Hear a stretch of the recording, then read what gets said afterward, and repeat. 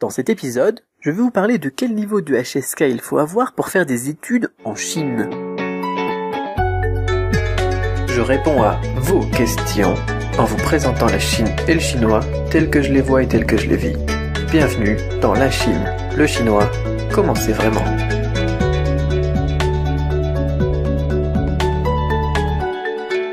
Bonjour, c'est Cédric Beau, auteur de la méthode Cramp, auteur du livre aussi Le Kit Cramp du chinois qui cartonne sur Amazon, merci.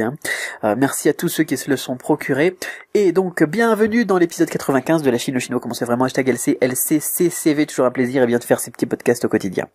Alors, donc question aujourd'hui de Chloé, étudiante en licence de chinois, qui me dit « Bonjour Cédric, quel niveau de HSK penses-tu qu'il soit nécessaire d'avoir pour faire des études en Chine et s'intégrer facilement dans la société chinoise ?» Alors, c'est deux questions en fait. Première question, quel niveau de HSK penses-tu qu'il soit nécessaire d'avoir pour faire des études donc en Chine?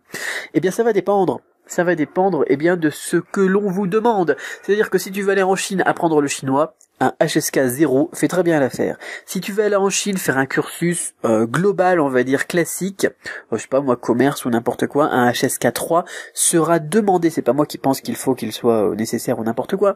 C'est un HSK 3 te sera demandé, exigé à l'inscription. Alors si t'as un HSK 4, c'est mieux. Et après on a des HSK supérieurs qui sont demandés pour des trucs plus culturels, par exemple histoire ou politique ou donc il y avait aussi un truc avec de la calligraphie et tout, je sais plus, j'avais une amie japonaise qui avait fait ça, je sais plus c'était quoi comme cursus, mais bon, c'était pas un HSK 3 qui lui était demandé, c'était un 5 ou un 6, donc c'était un truc énorme quoi. Le HSK 6, il faut connaître 6000 caractères. Voilà, donc pour les études en Chine, il faut ça. Pour s'intégrer facilement dans la société chinoise, ça c'est une autre question et très très intéressante, il faut au moins un HSK 3. Avec un HSK 3, on peut se débrouiller dans toutes les situations donc de la vie de tous les jours. Un HSK 3, ça s'obtient en 9 mois à peu près. Peut-être on peut le faire en 6 mois, ça dépend. Donc, enfin si on travaille bien. Donc, en Chine, donc pour s'intégrer, pour se débrouiller dans la vie de tous les jours, un HSK 3, eh bien c'est vraiment le minimum vital, j'ai envie de dire. Après, si on veut être plus à l'aise et discuter un petit peu avec tout le monde, eh bien ça sera un niveau courant, donc 1200 mots. Le HSK 4, le HSK 5 n'est pas nécessaire pour s'intégrer facilement dans la société chinoise.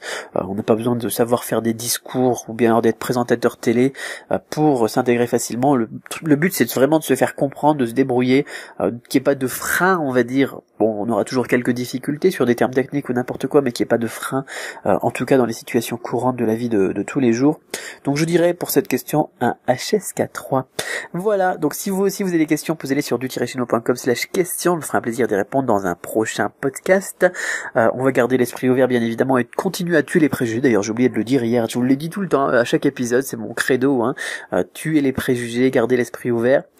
Mais c'est vrai qu'hier je vous parlais donc de ce fameux truc que j'organise en Chine le 1er juillet, et ça va me faire vraiment plaisir de vous recevoir. Alors quand j'enregistre ce podcast, eh bien je l'enregistre quasiment en même temps que celui d'hier, donc je sais pas s'il reste encore une place pour le stage en immersion avec moi personnellement, qui m'occupe personnellement de vous du matin au soir. Je serai derrière vous pour perfectionner votre chinois, donc du 1er au 5 juillet et ensuite du 5 au 12 juillet au Temple Fa Wang pour faire un petit peu de sport, et puis donc un énorme événement culturel. Donc si vous voulez vérifier s'il reste une place, regardez tout simplement sur cedricbeau.com, Cédric Beau tout collé, CEDRICBEAU, donc .com, et regardez donc dans l'onglet toutes les formations en haut du site pour arriver sur la page avec toutes les formations bien évidemment, mais aussi les infos sur l'événement en question. Si jamais vous voulez booster votre chinois en Chine, on s'occupe des papiers pour le visa et tout ça avec vous, avec le temple et tout ça. Enfin bon, il faut savoir que c'est en pension complète, c'est-à-dire que vous payez l'avion pour venir, et moi je vous paye l'hôtel, je vous paye le chauffeur, je vous paye la bouffe, je vous paye l'avion ensuite pour aller de chez moi jusqu'au temple, et au temple on vous paye tout aussi, donc l'hébergement, la bouffe et le stage sur place. Voilà, donc c'est vraiment un truc, c'est tout compris, pension complète, c'est tout bénéf, j'ai envie de dire, c'est vraiment plaisir à 100%, que du chinois, donc en intensif, et ensuite un petit peu de kung-fu, pas besoin d'avoir une forme physique particulière pour rejoindre le stage, il faut juste tout simplement être vraiment très motivé, avoir envie de pousser son chinois et avoir envie de faire quelque chose qui change de l'ordinaire. Voilà, si ça vous intéresse, regardez donc sur cedricbeau.com, l'onglet toutes les formations en haut du site, et moi je vous dis à demain pour un nouveau podcast.